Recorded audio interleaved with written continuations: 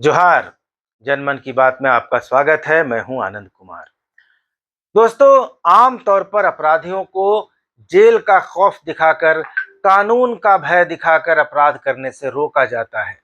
लेकिन हेमंत सोरेन ने एक ऐसा काला साम्राज्य खड़ा कर दिया है जहां पर जेल यातना का नहीं बल्कि अपराध करने का अड्डा बन गया है। पूरी सरकार का हेड ऑफिस मानो जेल में शिफ्ट हो चुका है।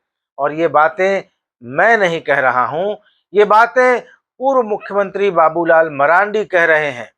एक्स यानी ट्विटर पर बाबूलाल मरांडी कह रहे हैं कि ईडी ने रांची के जेल में छापामारी की और पाया कि होटवार जेल एक जेल नहीं बल्कि दलालों के सिंडिकेट का एक अड्डा बन चुका है। दलाल और बिचौलिए जेल में यातनाएं नहीं झेल रहे हैं बल्कि मौज मस्ती करके अपराध को बढ़ाने की रणनीति बना रहे हैं। इन दलालों के पास सुख सुविधा के सारे साधन मौजूद हैं। जेल में बैठे बैठे ये ट्रांसफर पोस्टिंग का धंधा कर रहे हैं, ईडी के अफसरों के खिलाफ साजिश कर रहे हैं। बाबूलाल मरांडी ने कहा है कि हेमंत सोरेन जी ने राज्य को गुंडे मवालियों, चोर लुटेरों, दलाल बिचौलियों के हवाले कर दिया है। ईडी के अभियुक्त जेल से न सिर्फ सरकार चला रहे बल्कि ईडी अफसरों को फंसाने और मरवाने के लिए महिलाओं से लेकर नक्सलियों तक को प्रभाव में लेने का प्रयास करके साजिश रच रहे हैं। देर सबेर आपको भारी कीमत चुकानी पड़ेगी इसकी। दोस्तों, ये बाबूलाल मरांडी का बयान है और ये बयान ऐसे ही दिया गया, अनायास ही दिया गया, कोई राजनीतिक बयान नहीं है। इसके पीछे तथ्य है और इससे पता चलता है कि झारखंड में दलालों और बिचौलियों की हिम्मत कितनी बढ़ गई है। इतनी बढ़ गई है कि वे ईडी के अफसरों पर हमले करवाने और उन पर महिलाओं के जरिए फर्जी केस कराने तक की योजना बनाने लगे हैं, साजिशें रचने लगे हैं। और यह तब है जब देश के कई राज्यों के मुख्यमंत्रियों के हलक सूखे हुए हैं, उनको जेल जाने का डर सता रहा है। चाहे झारखंड के मुख्यमंत्री हेमंत सोरेन हो, दिल्ली के सीएम अरविंद केजरीवाल हो, छत्तीसगढ़ के भूपेश बघेल हों या राजस्थान के मुख्यमंत्री अशोक गहलोत के बेटे वैभव गहलोत, सभी ईडी की जांच के दायरे में हैं। इन सबको अंदेशा है कि ईडी कभी भी उन्हें गिरफ्तार कर सकता है। लेकिन दोस्तों, अपने झारखंड के कुछ ऐसे भी लोग हैं जो ईडी के अफसरों को ही निपटाने की साजिश में लगे थे। साजिशें तो रच ही रहे थे, हनी ट्रैप से लेकर नक्सलियों तक की, गैंगस्टरों तक की मदद लेने की तैयारी थी। वो तो केंद्रीय गृह मंत्रालय को भनक लग गई और उन्होंने ईडी के अधिकारियों को आगाह कर दिया, सचेत कर दिया और इस साजिश का पर्दाफाश हो गया। वरना झारखंड में ईडी के अधिकारियों के साथ क्या होने वाला था, इसका अंदाज लगाना, इसका अनुमान लगाना भी मुश्किल है।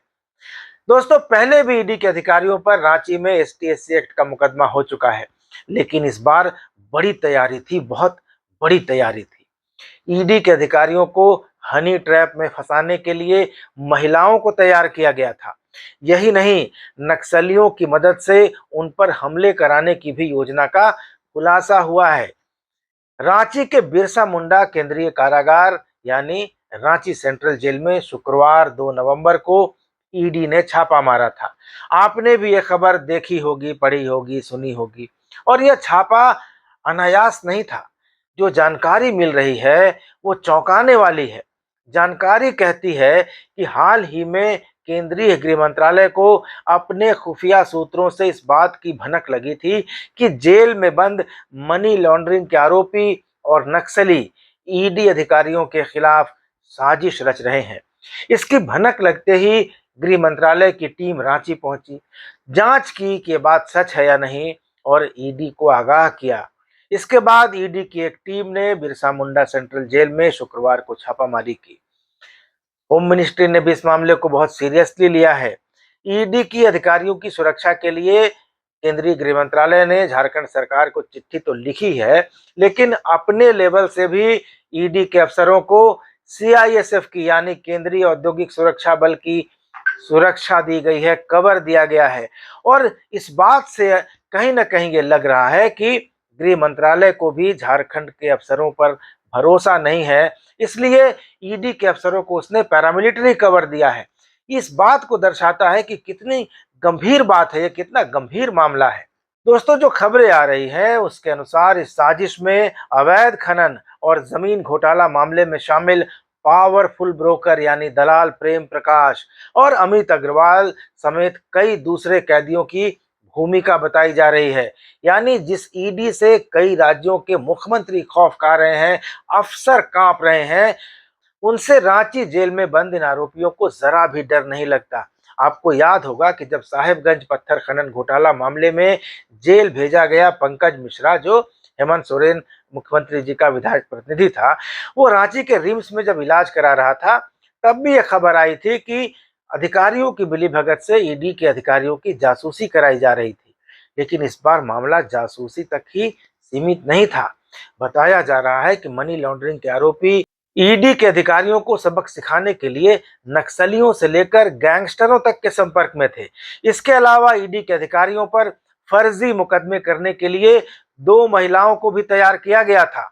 ईडी अब उन महिलाओं के बारे में जानकारियां जुटा रहा है कि वे महिलाएं कौन हैं जो ईडी के अधिकारियों पर मुकदमा करने वाली थी।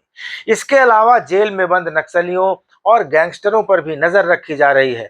बताया जा रहा है कि ईडी के अधिकारियों को नुकसान पहुंचाने के लिए रांची जेल में बंद एक गैंगस्टर के एक गुर्गे के साथ प्लानिंग भी की गई थी। हालांकि इसके पहले ही ईडी को भनक लग गई और इस साजिश का पर्दाफाश हो गया, बड़ी घटना टल गई। दोस्तों, मनी लॉन्ड्रिंग के इन आरोपियों की इतनी हनक है, इतना दबदबा है, इतना रसूख है कि उनके आगे जेल प्रशासन भी नतमस्तक है। जेल नियमों की धज्जियां उड़ाई जा रही हैं। जेल में उन्हें तमाम तरह की सुविधाएं मिली हुई हैं।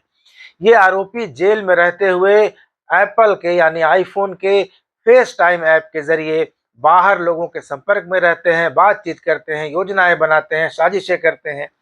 प्रेम प्रकाश के जो बाहरी सहयोगी है वो धड़ल्ले से जेल में आते हैं, मिलते हैं और जेल में लगे सीसीटीवी जो नजर रखता है आने जाने वाले लोगों पर या कैदियों पर, उसके फुटेज को भी नष्ट करने के सबूत ईडी को मिले हैं। ईडी को यह भी जानकारी मिली है कि साजिश रचने के लिए रांची पुलिस का एक बड़ा अफसर जेल में बंद कुछ लोगों से मिला भी था। ये कितनी सीरियस बात है। और जेल में आरोपियों से मिलकर केस में किस तरह से ईडी के लोगों को और कुछ विपक्षियों को फंसाया जाए, इसकी भी साजिश रची गई थी। जांच के दौरान ईडी को एक ऐसा ऑडियो क्लिप मिला है जिसने इस पूरे साजिश की पोल खोल दी है और जल्द ही संभावना है कि ईडी इस साजिश का पर्दाफाश करेगी, लोगों तक यह बात पहुंचाएगी कि क्या साजिश रची गई थी।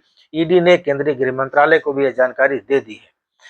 दोस्तों, जेल में छापामारी के बाद सीसीटीवी फुटेज समेत कई अन्य सामान भी जब्त किए गए हैं और इससे लगता है कि कई नेता और नौकरशाह भी जल्दी ही जांच के दायरे में आएंगे।